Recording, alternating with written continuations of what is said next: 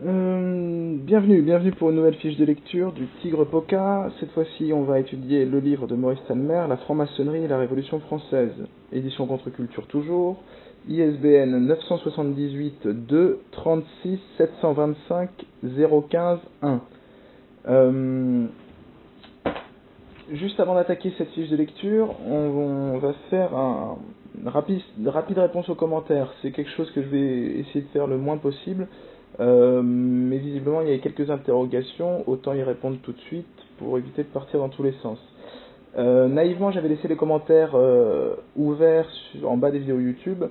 Moins d'une heure après, il y avait déjà des dizaines de trolls qui profitaient que la page ait été relayée sur ER pour, contrairement justement à un site où les commentaires sont filtrés. Là, ils pouvaient déverser toutes leurs bêtises, etc. Donc, tous les commentaires qui concernaient vraiment des injures, de la bêtise, crasse, etc., tout ça, ça a été supprimé. Et en toute logique, ça n'apparaîtra plus. Deuxième point. Certains semblent avoir compris la démarche et d'autres, je pense, à mon avis, jouent aux idiots. À ceux qui n'auraient pas compris, ça m'est déjà arrivé de lire en contre-culture. D'ailleurs, c'était ma première commande chez eux. Donc il n'y a aucun problème, moi je suis preneur de vos conseils de lecture et d'auteurs supplémentaires. Tout ce qui est utile, il n'y a pas de souci, je prends. D'ailleurs sur le site de R, il y a quelqu'un qui parlait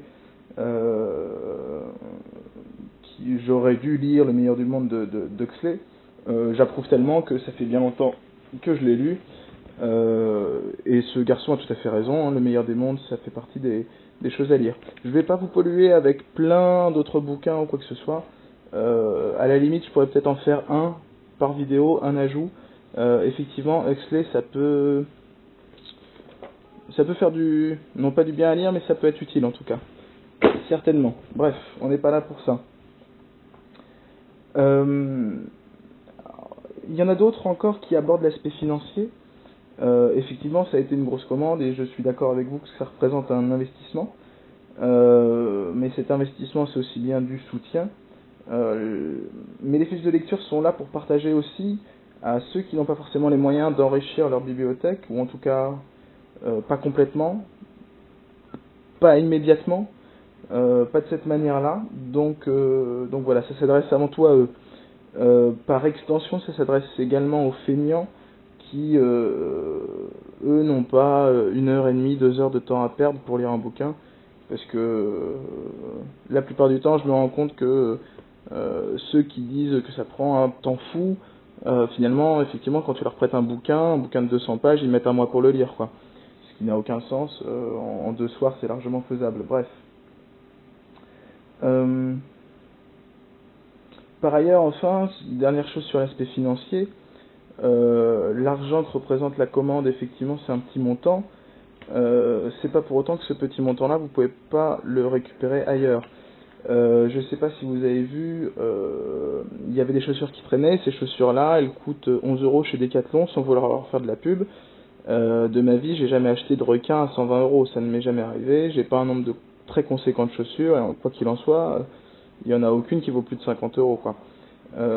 Donc là, voilà, c'est les seules chaussures que j'ai achetées, je crois, depuis 2 ans, et elles valent 11 €. Ça peut vous donner une idée de comment faire des économies. Vous n'avez pas vraiment vu ma coiffure, mais toujours est-il que ça fait plus de 10 ans que j'ai pas été chez le coiffeur. Certains diront que c'est un mal pour ceux qui me connaissent, mais voilà aussi un autre moyen d'économiser de l'argent, éviter les services tertiaires comme ça. Plus récemment, j'ai eu une panne de chauffe-eau, de ballon d'eau chaude. Pour ceux qui connaissent un peu la région parisienne, mais n'importe quelle grande ville, vous faites déplacer un plombier, il y en a forcément ne serait-ce que 200 € juste de déplacement. Bon, bah, je m'en suis chargé moi-même et puis j'ai économisé tout ça, ce qui fait qu'avec 35 € inclus dans le prix, j'avais également un petit chalumeau dont j'avais besoin chez Bricorama, et j'ai 80% de chute d'une bonbonne de cuivre. Donc voilà, maintenant j'ai un chalumeau, j'ai du cuivre, et tout ça pour 40 €, ce qui doit être au moins 5 fois moins cher que juste le déplacement du plombier, qui peut-être m'aurait pas résolu le problème tout à fait. Donc voilà, quelles peuvent être les manières de faire des économies, et de pouvoir, peut-être par extension, pour le peu que vous ayez un petit peu d'argent qui traîne sur le compte, mais voilà des astuces pour faire en sorte qu'il y ait un peu d'argent qui soit sur le compte. Dernière remarque, et ça c'était sans doute les plus intéressants des commentaires, à savoir sur René Guénon. Alors, de toute façon, dès que quelqu'un parle de René Guénon, il y a toujours quelqu'un qui vient lui dire mais tu as mal lu Guénon, tu n'as pas compris Guénon, etc. etc., etc. Peut-être l'ont-ils lu plus que moi. Ils avaient l'air surtout d'avoir lu plus d'intermédiaires, parce qu'ils me disaient regarde tel auteur qui dit ça sur lui, regarde tel auteur. Donc, à mon avis, ils avaient surtout plus de connaissances d'auteurs intermédiaires, avec notamment des commentaires comment lui peut être maçon, peut être anti-maçon, alors qu'il a été ci et ça, et ci et ça, et ci et ça. Alors ça pourrait se tenir si on ne fait pas le distinguo entre maçonnerie opérative et maçonnerie spéculative. Or, laquelle tient le haut du pavé dans toute l'époque moderne, époque que dénonce d'ailleurs René Guénon, si ce n'est justement la partie spéculative d'entre eux, donc vraiment ceux qui ne sont, entre guillemets, gardiens de rien, mais qui sont bien ce qu'on appelle les tenants du manche. Si vous voulez une question plus précise, si ma dernière remarque ne vous convient pas, l'auteur de Autorité spirituelle et pouvoir temporel a-t-il approuvé d'une manière quelconque la Révolution française, pourtant pièce essentielle du grand puzzle maçonnique, comme on va le voir dans cette fiche de lecture. Si vous me trouvez une citation non tronquée, non sortie de son contexte, alors vraiment je ferai mon mea culpa, quoi. Voilà.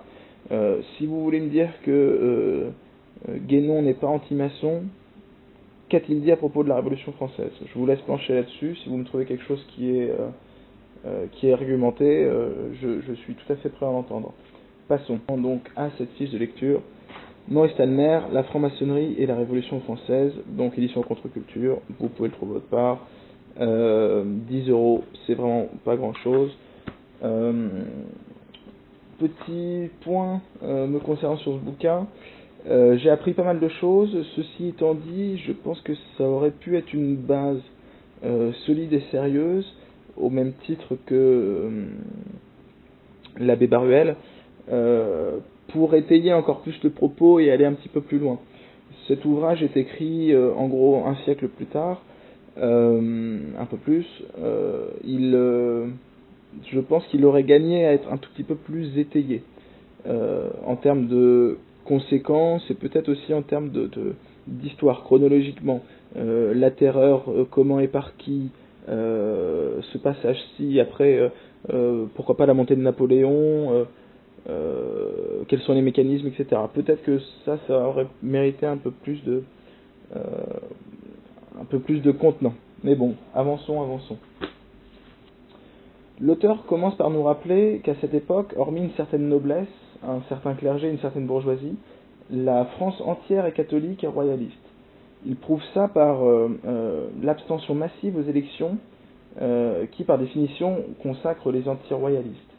En 1791, aux assemblées primaires de Paris, tenez-vous bien, il y a 74 000 abstentions sur 81 210 inscrits. Et c'est pas une exception.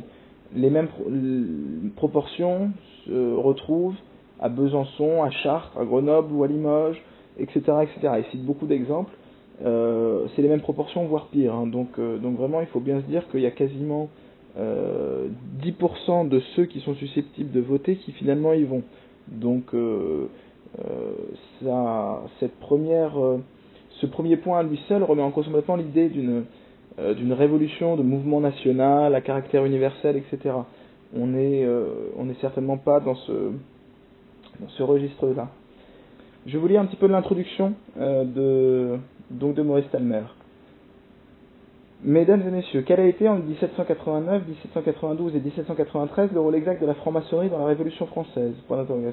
Les documents authentiques émanant de la maçonnerie elle-même ne peuvent pas, on le comprend, ne pas être rares sur ce point. Une société secrète ne serait pas une société secrète si elle ne prenait pas le plus grand soin de cacher tout ce qui peut renseigner sur elle, et les témoignages positifs, là où par principe on les supprime, ne peuvent nécessairement pas abonder.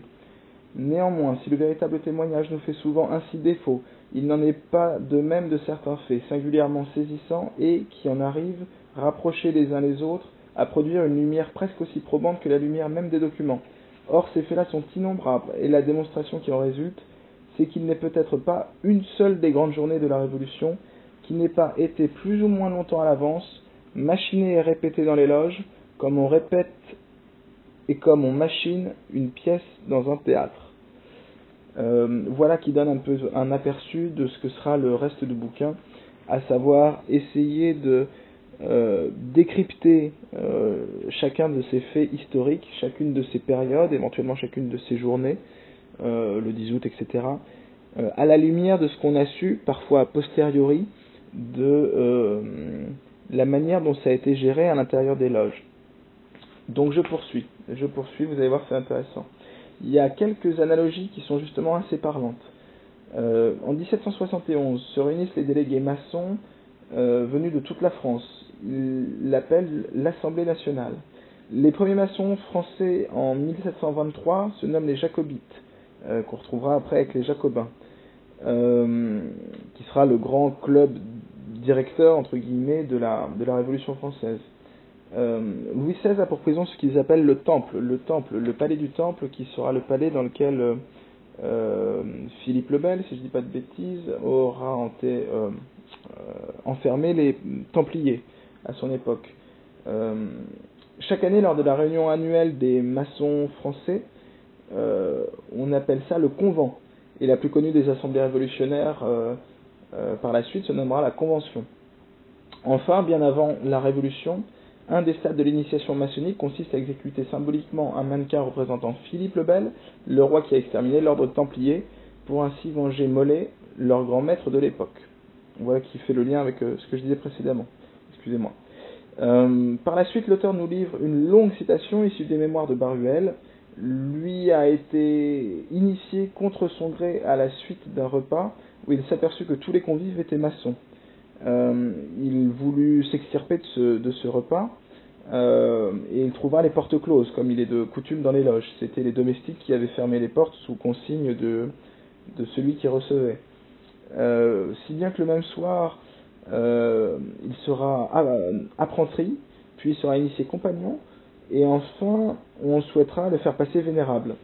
Je vais vous lire un petit passage, page 14. Je cherche à m'échapper. L'appartement est vaste, la maison écartée. Les domestiques ont le mot, toutes les portes sont fermées. Il faut bien se résoudre à laisser faire. On m'interroge, je réponds presque à tout en riant. Me voilà déclaré apprenti et tout de suite compagnon. Bientôt même, c'est un troisième grade, c'est celui de maître qu'il me faut conférer. Ici, l'on me conduit dans une vaste salle. Jusque-là, je ne voyais que de jeux et de puérilité, mais je n'avais déplu par aucune réponse. Enfin survient cette question que me fait gravement le vénérable.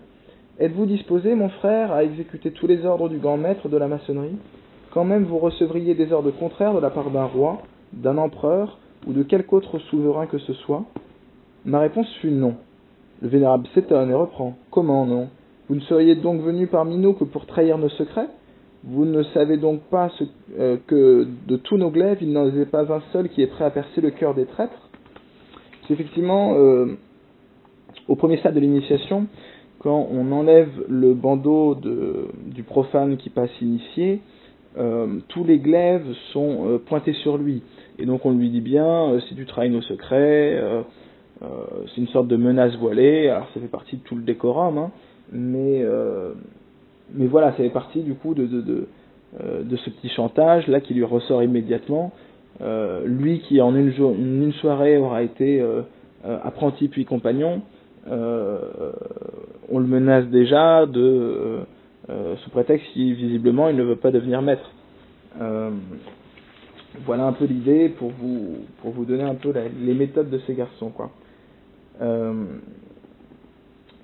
Malgré tout, l'abbé Baruel conclut ce passage en disant que la plupart des présents n'étaient que des maçons de salon, en quête de divertissement, de snobisme, de fête, de plaisir. Seul le maître s'avérera farouchement anti-royaliste, quoi, pendant la Révolution, parce que là on est quelques années avant. Le pape Clément dira qu'il était celui qui perce la maison pendant que les autres se divertissent. Et effectivement, on a exactement ce schéma-là, quoi. Au cours de ce livre, il s'avérera que à l'intérieur des loges, finalement assez peu sont dans cette logique jusque-boutiste. On les essaiera de leur inculquer entre guillemets subrepticement, mais tout le monde n'accepte pas d'aller jusqu'au bout entre guillemets de la démarche.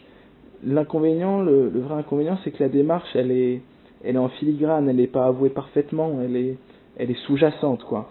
Si bien que je veux bien croire qu'une partie se soit laissée entre guillemets pervertir sans avoir toutes les données en main pour faire ce qu'on pourrait appeler un choix libre et éclairé entre guillemets. On avance. Alors, toujours grâce à Baruel, on apprend, page 17, que nombreux seront ceux qui émettent a posteriori justement des regrets sur leur dévotion, amenant la chute du roi. Ainsi, 20 ans plus tard, nous pouvons lire un certain Monsieur le Roi, qui était lieutenant des chasses royales. Il s'écriait avec des sanglots dans un dîner raconté par Baruel, qui avait lieu chez Monsieur d'Angevilliers, l'intendant des bâtiments du roi. J'étais le secrétaire du comité à qui vous devez cette révolution, et j'en mourrais de douleur et de remords. Ce comité se tenait chez le baron d'Holbach. Nos principaux membres étaient d'Alembert, Turgot, Condorcet, Diderot, Laharpe, et ce Lamoignon qui s'est tué dans son parc. La plupart de ces livres que nous avons vus paraître depuis longtemps contre la religion, les mœurs et le gouvernement étaient notre ouvrage, et nous les envoyions à des colporteurs qui les recevraient pour rien ou presque rien, et les vendaient au plus bas prix. Voilà ce qui a changé ce peuple et l'a conduit au point où vous le voyez aujourd'hui. Oui, j'en mourrai de douleur et de remords. Donc voilà qui nous donne une petite illustration de ce que je disais un petit peu plus tôt. Parmi ceux qui ont contribué à faire chuter le roi, là-dedans il y a des gens qui étaient trop naïfs pour voir l'entière perversion de ce qui était en train de se jouer.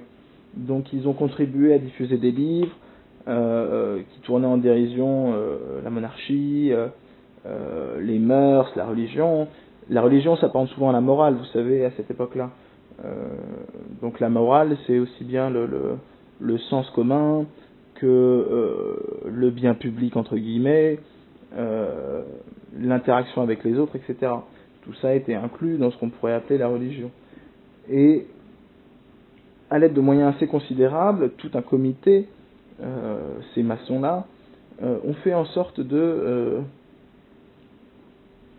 diluer, insérer progressivement leurs pensées et leurs idéaux à l'intérieur d'une société, ou plus exactement d'une hyperclasse à l'intérieur de la société, qui était susceptible d'évoluer dans ce sens-là. C'est l'avènement du pouvoir de la grande bourgeoisie.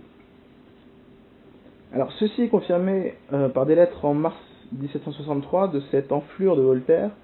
Je vous invite à découvrir les conférences de Marion Sigaud à ce sujet, je vous les mettrai en bas. Voltaire a voulu lui-même communier par imposture. L'auteur glisse assez judicieusement par la suite quelques citations issues du code de Adam Weishaupt, fondateur des Illuminés de Bavière. Appliquez-vous à la perfection intérieure et extérieure, par exemple dans ces citations, mais aussi tais-toi, sois parfait, masque-toi. On s'étonne ici que des gens si parfaits aient besoin de se masquer. La réponse à cette interrogation peut se trouver ici, page 19. On est ici en 1779. Je vous cite. On parle bien d'Adam Weishaupt ici. Oui, les princes et les nations disparaîtront de dessus la terre. Oui, il viendra ce temps où les hommes n'auront plus d'autre loi que le livre de la nature. Cette révolution sera l'ouvrage des sociétés secrètes. Tous les efforts des princes pour empêcher nos projets sont pleinement inutiles. Cette étincelle peut longtemps encore couver sous la cendre, mais le jour de l'incendie arrivera. Le jour de l'incendie arrivera. On est en 1779 et on parle bien d'un Allemand qui parle au nom de toute l'Europe occidentale et éventuellement des autres. On continue, page 21. Il s'agit toujours de Weishaupt. Ainsi, tous les membres de ces sociétés tendant au même but, s'appuyant les uns sur les autres, et dont le vœu est une révolution universelle, doivent chercher à dominer invisiblement et sans apparence de moyens violents sur les hommes de tout état, de toute nation, de toute religion, souffler partout un même esprit dans le plus grand silence et avec toute l'activité possible. Puis il ajoute, cet empire une fois affaibli par l'union et la multitude des adeptes, que la force succède à l'empire invisible. Liez les mains à tous ceux qui résistent, subjuguez, étouffez la méchanceté dans son germe, écrasez tout ce qu'il reste d'hommes que vous n'aurez pas pu convaincre. C'est assez violent. À l'échelle de la France, quand on réapplique un petit peu ce qui vient de se dire, comment on ne peut pas relier cette assertion avec le génocide vendéen qui aura lieu juste après la Révolution. On semble être exactement dans les mêmes mécanismes, quoi. On avance, et on apprend par la suite qu'en 1782, les francs-maçons comptent 3 millions d'adeptes à travers le monde, et c'est essentiellement en Occident. Alors toutes les loges sont très liées entre elles. Ainsi, en 1782, à Wilhelmsbad, en Allemagne, se tient un grand congrès de la maçonnerie universelle, incluant des délégués de France, de Belgique, de Suède, d'Italie, d'Angleterre, d'Espagne, des États-Unis, etc. L'un des Français, le comte de Virieu, était délégué à cette réunion. Il déclara quitter la secte à son retour, et il disait au baron de Gillier, page 23, vous allez voir, c'est assez corsé. Je ne vous révélerai pas ce qui s'est passé. Ce que je puis seulement vous dire, c'est que tout ceci est autrement sérieux que vous ne le pensez. La conspiration qui se trame est si bien ourdie qu'il sera pour ainsi dire impossible à la monarchie et à l'Église d'y échapper. Citation donc le roman d'un royaliste, Souvenir de comte de Virieu, page 44. Donc ça, vous avez bien entendu, c'est en 1782 un délégué des francs-maçons français qui a l'occasion de venir entre guillemets au congrès annuel mondial et qui à la suite de ça démissionne de la franc-maçonnerie, mais a priori a suffisamment peur pour ne pas pouvoir dénoncer plus loin entre guillemets le complot. Lui aussi doit avoir peur de cette fameuse épée, de ce fameux glaive qui se pointe sur lui quand on lui annonce ses secrets. C'est assez dingue parce qu'il annonce tout. La révolution va faire tomber la monarchie et l'église, quoi. Donc c'est assez carré. On peut considérer qu'il s'agit d'un malheureux hasard, cette réunion en 1782 à Wilhelmsbad. Ceci étant dit, 3 ans plus tard, à Francfort, 1785, il y a exactement le même genre de réunion. Et là, une lettre du cardinal Mathieu, qui est archevêque de Besançon, nous apprend, il déclare qu'au cours de cette réunion, le meurtre du roi de Suède et celui de Louis XVI furent résolus, donc actés. Visiblement, des gens arrivent à se réunir et à comploter pour la mort non pas d'un mais de 2 monarques à l'échelle européenne, et ce donc 4 ans avant que ça se passe, en tout cas par la France.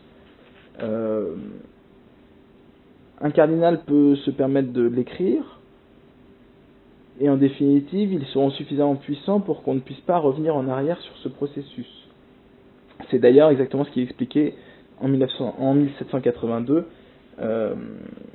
par l'aristocrate qu'on a évoqué juste avant, qui a par la même occasion quitté la franc-maçonnerie le jour où il a dévoilé ça. De 1725 à la Révolution, la franc-maçonnerie française est présidée d'abord par 2 Anglais, Derwentwater et Arnwester. Par la suite, ce sont des Français qui prennent bien la tête, mais il faut voir si ce sont des Français qui travaillent bien pour la France. Il y a d'abord le duc d'Antin, puis il y a Louis de Bourbon qui est un prince de sang, et enfin de 1771 à 1795, il y a le duc de Chartres qui deviendra duc d'Orléans, et qui lui sera vraiment parti pris dans cette révolution, révolution à la suite de quoi il sera appelé Philippe Égalité. Passons. Ces correspondances en 1787 nous montrent au moins 282 villes, m'entendez bien, 282 villes contenant des loges régulières. Parmi ces villes, Paris, il y a 81 loges.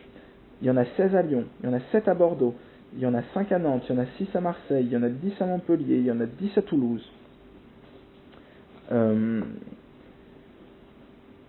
Rien que ça. L'auteur poursuit. Nous trouvons dans les loges de Paris tous les hommes que nous rencontrerons 2 ou 3 ans plus tard dans les clubs, les émeutes, les comités, les journaux et les assemblées. C'est la loge des 9 sœurs où nous voyons Condorcet, Brissot, Garat, Bailly, Camille Desboulins, Fourcroy, Danton, Chénier, Lamétrie, Chamfort, Rabot, Saint-Élienne.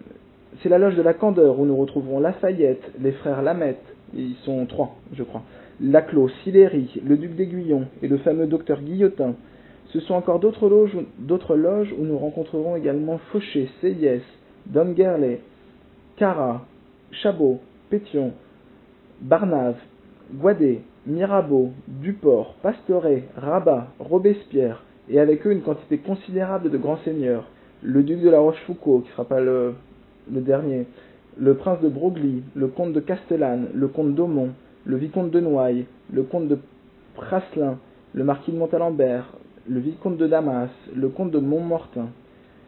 Tous aussi, un peu plus tard, joueront le rôle le plus en vue au début du drame révolutionnaire. Vous voyez un petit peu la quantité de personnes qui y sont et surtout leur diversité. Parce que d'un point de vue regard critique, d'un point de vue écriture de l'histoire, Condorcet, Robespierre, Desmoulins et Danton, on n'est absolument pas sur le même registre, on est bien d'accord, ou même Mirabeau ou Seyès. Donc ça a bien gangréné absolument tout ce que la société compte de, entre guillemets, penseurs, intellectuels, tout ce qui fait un petit peu l'activité justement artistique et intellectuelle du milieu parisien est absolument gangréné et chacun y aura été son passage. Il ne s'agit pas ici d'être monolithique, vous vous rendez bien compte à la lecture de cette liste que tout le monde n'aura pas eu le même destin. J'eus préféré que Danton ait eu la tête coupée, mais c'est bien Robespierre qui est mort, c'est pas Danton. Pour la petite histoire, mais on pourra en citer d'autres, hein, bien sûr. Avançons. On nous parle ensuite du club des Jacobins, qui est un rouage de ce que eux-mêmes appellent l'Empire invisible. L'auteur note qu'à partir de 1787, le niveau moyen des gens qui seront initiés en maçonnerie baissera largement. Fini les notaires, les grands bourgeois, les lettrés, les aristocrates qui zigzaguent. Les frangins se préparent un tour de force et ils initient du coup des gros bras, des bandits, des voleurs, des coupeurs de route, et ainsi que beaucoup de soldats, des soldats de la garde royale, qui seront entre guillemets détournés de leur but premier à partir du moment où ils entrent dans la maçonnerie, où ils font allégeance au grand maître. S'ils vont au bout du raisonnement, ils ne doivent plus obéir au roi, mais bel et bien justement au nouvel ordre mondial, basiquement, appelons ça comme ça, même si il y a un anachronisme des termes. Alors vous vous rendez bien compte que ils ne pourront pas avoir tout le monde une fois que la bataille entre guillemets se déclenche. Une partie des gens qui seront rentrés en maçonnerie retournera entre guillemets vers le roi. Mais c'est pour ça qu'ils embauchent à tour de bras, c'est pour essayer de faire en sorte d'avoir le socle minimum qui leur permet justement ce tour de force. Parce que vous vous rendrez bien compte que c'est pas des gens qui passent leur vie dans des agapes à bouffer comme des porcs, qui vont après physiquement partir baïonnette à la main et essayer de prendre la Bastille, quoi, parce que des morts il y en a eu des deux côtés, hein. Donc ils avaient besoin de bras et donc voilà, et donc ça c'est tout juste 2 ans avant, 1787, ils font en sorte d'embaucher à tour de bras justement des gros bras pour leur faire le boulot. C'est assez intéressant cette date. On en arrive donc au 14 juillet, prise de la Bastille, les défenseurs sont massacrés, le gouverneur assassiné, à la stupéfaction du public, dont l'immense majorité ne comprend absolument rien à cette foudroyante surprise. En 36 heures, les loges, dont je vous avais dit qu'elles étaient réparties sur toute la France, 282 villes je crois, plongent toutes les villes de province dans l'effroi. En Normandie, avec à chaque coup on utilise l'ennemi local. En Normandie, on évoque une invention anglais. En Lorraine, c'est le retour des Allemands et du Saint-Empire romain germanique, vous savez. Dans le Dauphiné, on hurle aux Savoyards, on dit qu'ils envahissent. Bref, on agite les croque-mitaines de chacun pour faire ressentir entre guillemets ce climat de tension. Et c'est dans ce contexte que commencent les premières arrestations de ceux qui s'opposent à cette nouvelle marche forcée. Donc on évoque ici Fouillon, on évoque Berthier, on évoque Launay, Flessel, ou même d'autres, qui en sont les premiers exemples. Leur arrestation ayant été décrétée au sein du club de la propagande. Dans ce club de la propagande, on retrouve donc le duc de la Rochefoucauld, le duc d'Aumont, chez qui se tenaient les réunions, mais aussi Lafayette, Mirabeau, Adrien Duport, Garat, Condorcet, Clavière, Barnave, Chapelier, Pétion, les frères Lameth, Hérault de Seychelles, Robespierre, Fournier, l'américain, Boyle, qui est irlandais, de San Severin Landa, qui est espagnol, Vernet, qui est suisse, il y a aussi l'abbé Grégoire, il y a Barrère, il y a l'abbé Fauché, il y a Germain, qui, lui, est le beau-frère de Necker, le frère de sa femme. Et de tous ces noms, tous ces noms sont les noms mêmes des loges du monde entier, depuis celle de Paris jusqu'à celle des Amériques, en passant par la Suisse, l'Irlande et l'Espagne. C'est le syndicat parisien de la franc-maçonnerie universelle, et qui les met en pratique par la terreur. Le précepte illuministe, que la force succède à l'empire invisible. Écrasez tout ce qui reste d'homme que vous n'aurez pas convaincu. L'étincelle peut couver longtemps sous la cendre, mais le jour de l'incendie arrivera. Ensuite, Maurice Talmer nous parle de Decker. Lui, il est ministre auprès de Louis XVI, mais il a été placé au plus près du roi, quasiment uniquement au service de la conspiration. En tout cas, c'est ce qu'on en déduit de la suite. Il y a aussi sa femme. Mais aussi, il y a Madame de Rochereuil, qui, elle, s'évertue à devenir la confidente de la reine, mais elle est là toujours pour les mêmes intérêts. Par exemple, c'est elle qui vient dénoncer en secret les préparatifs de la fuite à Varennes auprès du comité des recherches. La suite, vous la connaissez, arrestation, prison, exécution. L'histoire officielle nous apprend que la convention, qui viendra finalement l'Assemblée nationale, a voté la majorité. À la majorité, c'est chacune de ces étapes. Sachez que de différentes manières, c'est faux. Pour l'emprisonnement, la Convention décida de l'installer au Luxembourg, et la commune insurrectionnelle, qui a été clandestinement nommée à la hâte l'espace d'une nuit par les loges, refuse le Luxembourg, elle le déclare difficile à garder, et impose que le roi soit enfermé donc dans la tour du palais du Temple, c'est-à-dire exactement là où à Paris on emprisonnait les prisonniers templiers. C'est toujours un peu cette même notion de vengeance en fait qui ressort, quoi. L'exécution également, on nous dit que c'est voté. Alors là, accrochez-vous bien parce que donc Gustave Bord, c'est quelqu'un qui a fait le boulot. Gustave Bord, B-O-R-D.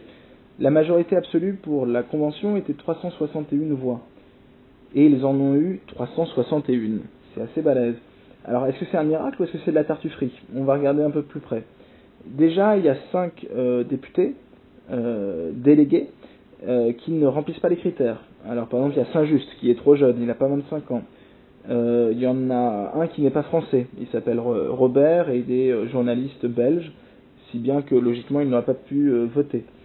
Il y en a 4 qui sont non inscrits comme députés, dont 2 d'un département du nord de la France qui s'appelle la Somme. De plus, il y a 4 cas où non seulement le député, mais en plus son suppléant, ont voté tous les deux. C'est-à-dire que le député a pris la place d'un autre député qui n'était pas là, qui ne siégeait pas ce jour-là, et lui il a voté pour cette personne-là, et son suppléant a voté également. Donc à chaque coup ça fait 4 votes de trop.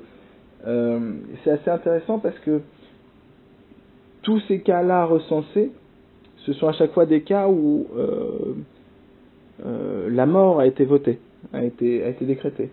Si bien qu'ils arrivent soi-disant à avoir tout juste la majorité, 361 voix sur 361 qu'il leur fallait, mais on se rend compte qu'il y a au moins 14 votes déjà qui ne tiennent pas la route. C'est assez intéressant parce que de manière contemporaine, nous on pourrait retranscrire ça avec le traité de Lisbonne par exemple, qui a été approuvé par le Parlement en section extraordinaire à Versailles, à 1 ou 2 voix près, avec des socialistes qui votent ça, notamment Jack Lang, alors que on a tous voté non quelques années plus tôt. Mais bon, on est au courant que les socialistes ne sont pas là pour le bien commun, ça c'est une évidence. Il en aurait fallu 20 des votes socialistes, ils les auraient eu, hein, c'est pas un problème. Mais ça peut nous rappeler aussi le vote au Sénat du mariage pour tous, vous savez. Au final, ils ont voté à main levée, personne ne sait dire s'il y a eu ou pas majorité, mais en plus, il n'y a aucun recours possible, quoi. Alors là, quoi qu'il arrive, il ne pouvait pas y avoir de recours, parce que quand on vote la mort de quelqu'un, vous vous rendez bien compte que une fois que c'est effectif, il n'y a plus de recours possible, quoi. Et là, il ne s'agit pas de quelqu'un, il s'agit ni plus ni moins que le roi. Bref, avançons. Donc clôturons avec cette parenthèse, mais c'est vrai qu'elle fonctionne. Quand on laisse gérer la popote à des gens, il ne faut pas étonner que la soupe elle ait un goût de pisse, quoi. Si on n'est pas attentif globalement à la manière dont c'est fait, c'est sûr que ça ne servira pas à nos intérêts. Et donc là, à cette époque-là, on est en plein dedans. Je vous rappelle que personne ne vote pour les gens qui sont à l'intérieur, hein. C'est du 10% de ceux qui sont inscrits sur les listes, entre guillemets. Voilà, alors, une fois qu'on a fait ce petit tour-là, l'auteur nous glisse la bulle d'excommunication de Clément XIII contre les francs-maçons. À la suite d'une argumentation limpide, il enchaîne par ce qui suit. Je vous lis. Si leurs actions étaient irréprochables, ça c'est un exemple d'argument. Si leurs actions étaient irréprochables, ils ne se déroberaient pas avec tant de soin à la lumière. Effectivement, ça me paraît évident. Il y a plein d'autres d'arguments comme ça. Effectivement, il développe beaucoup plus. À l'époque, on écrivait vraiment. Il enchaîne par ça. C'est pourquoi nous défendons très expressément et en vertu de la sainte obéissance à tous les fidèles, soit laïcs, soit clercs séculiers ou réguliers, y compris ceux qui doivent être spécialement nommés de quelque état, grade, condition et prééminence qu'ils soient, d'entrer pour quelque cause et sous quelque prétexte que ce soit dans les sociétés ci-dessus mentionnées de francs-maçons, de favoriser leur accroissement, de les recevoir ou cacher chez soi ou ailleurs, de s'y faire associer, d'y assister, de faciliter leur assemblée, de leur fournir quoi que ce soit, de les aider de conseils, de leur prêter secours en faveur en public ou en secret, d'agir directement ou indirectement par soi ou par autrui, d'exhorter, de solliciter, d'induire, d'engager quelqu'un à se faire adopter dans ces sociétés, à y assister, à les aider de quelque manière que ce puisse être et à les fomenter. Nous leur ordonnons au contraire de s'interdire entièrement ces associations ou assemblées sous peine d'excommunication qui sera encourue par le seul fait et sans autre déclaration par les contrevenants dont nous avait fait mention, de laquelle excommunication ils ne pourront être absous que par nous ou par le souverain pontife pour leur régnant, si ce n'est à l'article de la mort. Donc là c'est très clair, toute personne qui non seulement se fera initier, mais en plus aidera cette secte, entre guillemets, à prospérer, toute personne-là sera excommuniée. C'est d'ailleurs absolument essentiel. Si on ne prie pas le Seigneur, on prie le diable, comme on l'a vu avec Léon Blois et la fiche de lecture de Salim Laibi. Après cela, Maurice Salmer revient un peu sur Adam Weishaupt et ses consignes données pour infiltrer au mieux les sociétés, ainsi qu'il nous livre quelques codes et conseils de Weishaupt lui-même, parus dans Écrits originaux, où il nous parle par exemple du frère insinuant, ce frère qui est chargé d'apporter des troupes fraîches à l'ordre. Alors je vous lis un petit peu la manière dont il doit se conduire. Tandis qu'il est ainsi occupé à connaître les autres, le frère insinuant se gardera bien de se faire lui-même connaître comme illuminé. La loi est expresse pour tous les frères, elle est spécialement requise pour le succès des enrôleurs. C'est à eux aussi que le législateur recommande tout cet extérieur de vertu, de perfection et le soin d'éviter les scandales, dont la suite serait de les priver de leur autorité sur les esprits. C'est pour les frères enrôleurs surtout que la loi porte. Appliquez-vous à l'art de vous contrefaire, de vous cacher, de vous masquer, en observant les autres, pour pénétrer dans leur intérieur. Vous voyez un peu l'idée de ce garçon. Toujours sur les frères insinueurs, page 55. insinuant, pardonnez-moi. Le frère insinuant est encore averti qu'il faut à l'ordre des artistes, des ouvriers en tout genre, des peintres, des graveurs, des orfèvres, des serruriers, mais surtout des libraires, des maîtres de poste et des maîtres d'école. Il saura par la suite l'usage que l'illuminisme doit faire de tout ce monde-là. Dans cette multitude, il est un choix à faire, souvent indiqué par le législateur. Cherchez-moi, par exemple, dit-il à ses enrôleurs, des jeunes gens adroits, déliés. Il nous faut des adeptes insinuants, intrigants, féconds en ressources, hardis, entreprenants. Il nous les faut inflexibles, souples, obéissants, dociles, sociables. Cherchez-moi encore ces hommes puissants, nobles, riches, savants. N'épargnez rien pour m'avoir ces gens-là. Si les cieux ne vont pas, faites marcher l'enfer.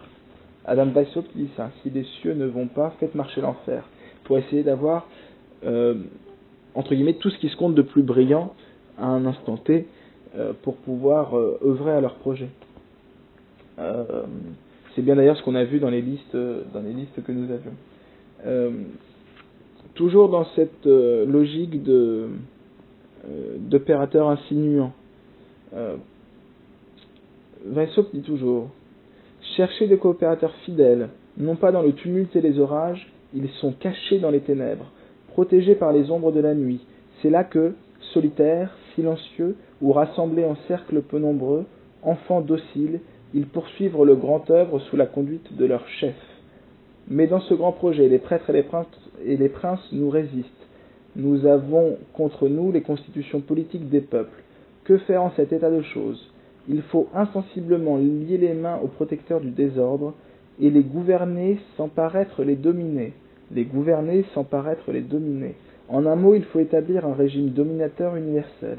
Autour des puissances de la terre, il faut rassembler une légion d'hommes infatigables et dirigeant partout leurs travaux, suivant le plan de l'ordre pour le bonheur de l'humanité. Ils travaillent toujours pour le bonheur de l'humanité, mais ils font ça en cachette.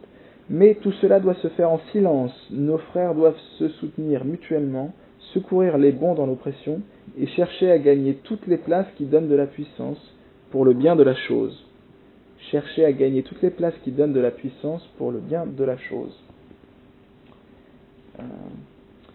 Page 53, on a autre chose qui est intéressant, c'est un chapitre qui est consacré aux femmes. Voilà les conseils de Weishaupt pour l'initiation entre guillemets des femmes. Cet ordre aura deux classes, formant chacune leur société, ayant même chacune leur secret à part. La première sera composée de femmes virtueuses, la seconde de femmes volages, légères, voluptueuses. Les frères chargés de les diriger leur feront parvenir les leçons, sans se laisser connaître. Ils conduiront les premières par la lecture de bons livres et les autres en les formant à l'art de satisfaire secrètement leurs passions. À ce projet est joint un préliminaire désignant en ces termes l'objet et l'utilité des sœurs illuminées. L'avantage que l'on peut se permettre de cet ordre serait de procurer au véritable ordre d'abord tout l'argent que les sœurs commenceraient par payer, et ensuite tout celui qu'elles promettraient de payer pour les secrets qu'on aurait à leur apprendre. Cet établissement servirait de plus à satisfaire ceux des frères qui ont du penchant pour les plaisirs. Cette partie est absolument essentielle.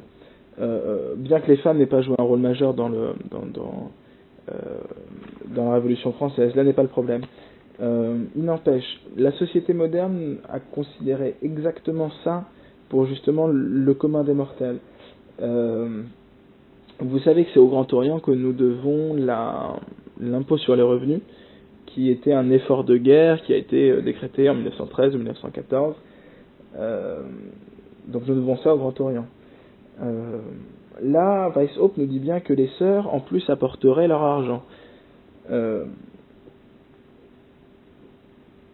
N'est-ce pas le même mécanisme qui fait qu'on a ouvert et poussé au travail toutes ces femmes-là? Est-ce que c'est pas le même mécanisme qui pousse à faire ça? C'est-à-dire, basiquement, faire en sorte qu'un ménage ait 2 salaires et donc puisse être 2 fois plus taxé, quoi. Ça peut être intéressant. Juste Weishaupt avait 200 ans d'avance, quoi. 200, un peu moins. Mais l'analogie est pas inintéressante. On enchaîne ensuite avec quelques citations ou extraits des livres qui étayent la thèse de l'auteur. Par exemple, on peut trouver page 60. Discours de Hiérophante, cité par Baruel. Ces sociétés mystérieuses, quand même elles n'arriveraient pas à notre but, nous préparent les voies. Elles rendent les hommes plus indifférents sur l'intérêt des gouvernements. Elles enlèvent à l'Église et à l'État ses meilleures têtes et les plus laborieuses. Par cela seul, elles minent, sapent les fondements des États, quand même elles n'en auraient pas le projet. Rendez bien compte de ce que ça implique. Je vous lis une autre citation. Il faut que notre machine soit si parfaite dans sa simplicité qu'un enfant même puisse la diriger. On continue. Il faut gagner à nos principes la faveur de la mode afin que les jeunes écrivains les répandent dans le peuple et nous servent sans le vouloir. Il faut aussi, pour échauffer les têtes, prêcher avec la plus grande chaleur l'intérêt général de l'humanité. On est exactement dans la phrase qui est relevée tout à l'heure. C'est toujours au nom de l'intérêt général qu'ils font toutes ces choses-là. Mais ils le font toujours en cachette. Vous aurez soin que les écrits de nos adeptes soient exaltés dans le public. Vous ferez emboucher la trompette en leur faveur, et vous prendrez garde que les journalistes ne rendent pas nos écrivains suspects. Là, on est exactement dans ce qu'a connu Voltaire, au final. De son vivant, il a pu être un peu malmené par certains, et encore, ce n'était pas la doxa. Autant une fois qu'il était mort, et que eux avaient le pouvoir, aucun problème, on en a fait des tonnes d'hagiographie. De toute l'histoire, typiquement Voltaire, il n'y a que des gens entre guillemets de la dissidence, des gens qui n'étaient pas dans le mainstream de leurs contemporains. Il n'y a qu'eux qui se sont réellement attaqués à Voltaire. Ensuite, Maurice Talmer clôture son ouvrage en parlant des honorables membres du club de la propagande. Vous aurez compris l'ironie, et des buts poursuivis. Je cite page 63. Ce club a pour but, comme chacun sait, non seulement de consolider la révolution en France, mais de l'introduire chez tous les peuples de l'Europe et de culbuter tous les gouvernements actuellement établis. Les statuts ont été imprimés séparément. Le 23 mars 1799, il y avait en caisse 1 500 000 francs, dont M. le duc d'Orléans avait fourni 400 000. Le surplus avait été donné par les honorables membres à leur réception. Ces fonds sont destinés à payer les voyages des missionnaires que l'on nomme apôtres et les brochures incendiaires que l'on compose pour parvenir à un but aussi salutaire. Toutes les affaires tant internes qu'étrangères sont préparées et proposées au club par un comité de 15 personnes présidé par l'abbé Seyès. Juste après, il y a une liste, une très grande liste. D'abord ici, page 63, vous voyez. Je ne vais pas tout vous lire parce qu'au final, ça vous dévoilera quand même un peu trop du bouquin.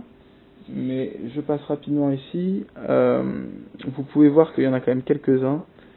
Je vous laisserai regarder tout ça.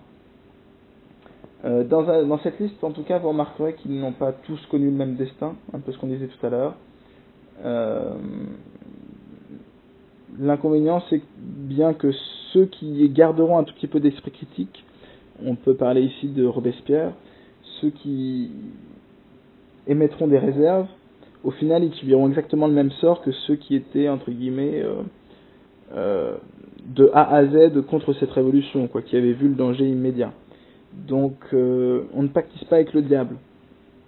Si vous commencez à leur donner ça, la machine, Babylone, prendra le bras avec. C'est, je crois, ce qu'a le destin tragique de Robespierre, sans vouloir faire d'anachronisme trop hasardeux. Voilà, alors voilà un peu comment se conclut le livre La franc-maçonnerie et la Révolution française de Maurice Talmer. Je vous invite à le lire, tout de même, c'est assez éclairant, et surtout ça offre plein de pistes possibles pour rebondir nous par la suite. Donc c'est quand même intéressant, c'est quand même utile. Que dire de plus? Bah écoutez, à bientôt pour une prochaine quenelle. Voilà, à très bientôt.